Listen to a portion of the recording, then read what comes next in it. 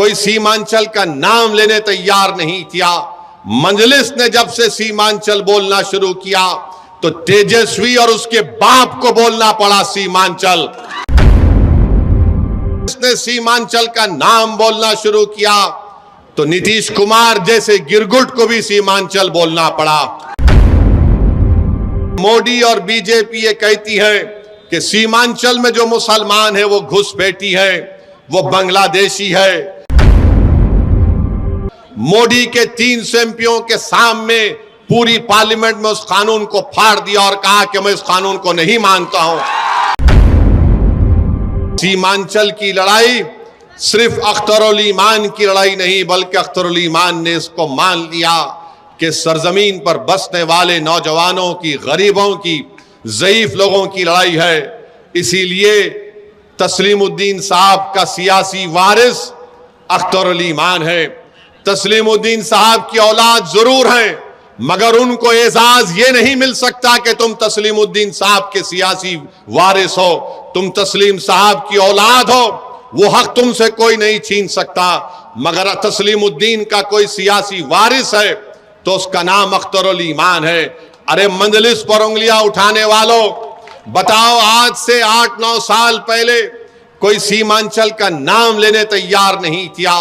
मंजलिस ने जब से सीमांचल बोलना शुरू किया तो तेजस्वी और उसके बाप को बोलना पड़ा सीमांचल। सीमांचल का नाम कोई लेने तैयार नहीं था। मंजलिस ने सीमांचल का नाम बोलना शुरू किया तो नीतीश कुमार जैसे गिरगुट को भी सीमांचल बोलना पड़ा।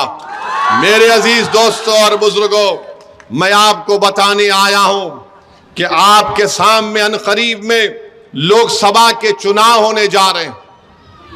लोकसभा के आपने इलेक्शन में यहां पर बहुत से लोगों ने मजलिस को वोट दिया भी होगा और बहुत से हमारे अजीज भाइयों और बहनों ने, बुजुर्गों ने मजलिस को वोट नहीं दिया होगा। आपने यहां से कांग्रेस के उम्मीदवार को यहां पर एमपी बनाया। मैं आपको बता रहा हूं, पार्लियामेंट में बहैसियत एमपी मैंने सीमांचल के लिए एक दस्तूरी मौक़िफ़ हासिल होने के लिए मैंने एक प्राइवेट मेंबर्स बिल पेश किया। मैंने हमेशा अपनी हर तकरीर उठाकर देख लो आप, जब से अल्लाह ने असदुद्दीन ओवैसी को सीमांचल की आवाम की खिदमत करने का मौका दिया, मैं अपनी पार्लियामेंट की हर तकरीर में, हर सेशन में मेरी जबान से अल्लाह सीमांचल का लफ्ज निकालता है। CAA का कानून आया तो मैंने कहा यह कानून का इतलाक सबसे ज्यादा जुल्म होगा सीमांचल की जनता पर, क्योंकि मोदी और बीजेपी ये कहती है कि सीमांचल में जो मुसलमान है वो घुसपैठी है, वो बांग्लादेशी है। मैंने सीमांचल को सामने रखकर, भारत के गरीब और मजलूम मुसलमान और दलितों को सामने रखकर, मोदी के 300 एमपीओं के सामने पूरी पार्लियामेंट में उस कानून को फाड़ दिया और कहा कि मैं इस कानून को नहीं मानता हूं।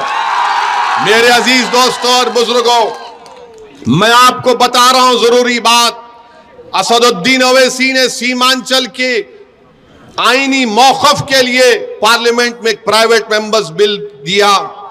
आपको मालूम कांग्रेस के एमपी ने कौन सा बिल दिया? आप जानते हैं कि कांग्रेस के मौजूदा संसद एमपी ने कौन सा बिल दिया पार्लियामेंट में? सीमांचल के इंसाफ का बिल नहीं दिया। सीमांचल में जो जमीन कटती है हजारों एकड़, वो नहीं दिया। मकाई की कीमत के बारे में नहीं दिया। चाय की पैदावार के बारे में बात नहीं किया। अनन्नास के पैदावार के बारे में बात नहीं किया। कभी एक बार दो बात कर ली होगी तालीम के बारे में। उन्होंने कौन सा कानून बनाने के लिए सिफारिश की? आपको मालूम? अख्तरुल ईमान, आपको मालूम कौन सा बिल दिया? उन्होंने ये सरकार से इस बात का मुतालबा किया कि जो जानवरों को मारता है उस पर और सजा बढ़ा दी जाए। यह कानून आपके मौजूदा एमपी साहब ने पार्लियामेंट में दिया। वेबसाइट पर जाकर देखो। मैं पूछना चाह रहा हूं डॉक्टर साहब, जो जानवरों को मारता है उस पर सजा बढ़ा दी जाए, तो बताओ जो सीमांचल की जनता से 6 साल 8 साल नहीं 50 साल से धोखा दे रहा, उस पर क्या कानून लागू होना बताओ मुझे। जानवर को कोई मारता है तो सजा बढ़नी चाहिए, तो क्या सीमांचल पर बसने वाले इंसान नहीं है? सीमांचल पर बसने वाले लोग, जो बच्चे यतीम हो जाते हैं, जो बच्चे अपने घर बार को छोड़कर रोजी की तलाश में भारत के कोने कोने में चले जाते हैं, बताइए डॉक्टर साहब, क्या सजा मिलनी चाहिए उन लोगों को जिन्होंने सीमांचल की जनता के ख्वाबों को चूकनाचूर कर दिया? अरे जिसकी हजारों एकड़ जमीन कट जाती है, उस जो जिम्मेदार है उसको क्या सजा मिलनी चाहिए? तो मालूम हुआ डॉक्टर साहब को जानवरों से मोहब्बत है और अख्तरुल ईमान को सीमांचल की जमीन पर बसने वाले हर इंसान से मोहब्बत है। पैनोरमा ग्रुप, जो सोचता है वो करता है। ये लो मुंह मीठा करो, आज मैंने अपना जॉब छोड़ दिया, अब हम पूर्णिया वापस जाएंगे। जॉब छोड़ दिया है? मतलब ये घर कैसे चलेगा? हम करेंगे क्या? और माँ बाबूजी क्या बोलेंगे? इसलिए मैं एक और मिठाई का डब्बा लाया, अपने बिजनेस के लिए लोन अप्रूव हो गया।